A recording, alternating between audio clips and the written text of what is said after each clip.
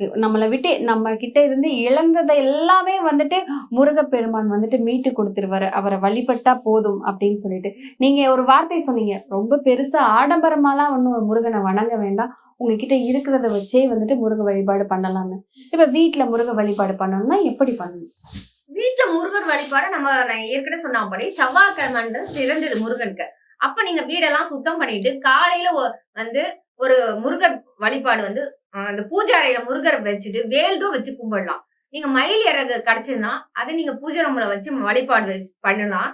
வடகிழக்கு திசையில வந்து நீங்க சின்னதா வேல் அந்த இடத்துல வந்து வடகிழக்கு திசையில வேல் வச்சு ஒரு சின்ன மயில் இறகதான் வச்சுட்டு அதை நீங்க தொடர்ந்து வழிபாடு பண்ணிடலாம். முக்கியமா செவ்வாய்க்கிழமையில பண்ணணும். கந்த சஷ்டி கவசம் படிக்கலாம். மற்றபடி முருகர் பாடல்கள்லாம் நிறைய பாடிக்கிட்டே இருக்கலாம்.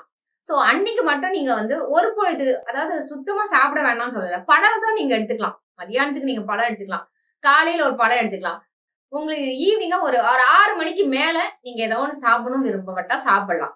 சோ இந்த மாதிரி தொடர்ந்து ஒரு வழிபாடு கொண்டு வாங்க. இதை நீங்க பெரியவங்க மட்டும் இல்லாம குழந்தைங்களுக்கும் நீங்க பழகுங்க.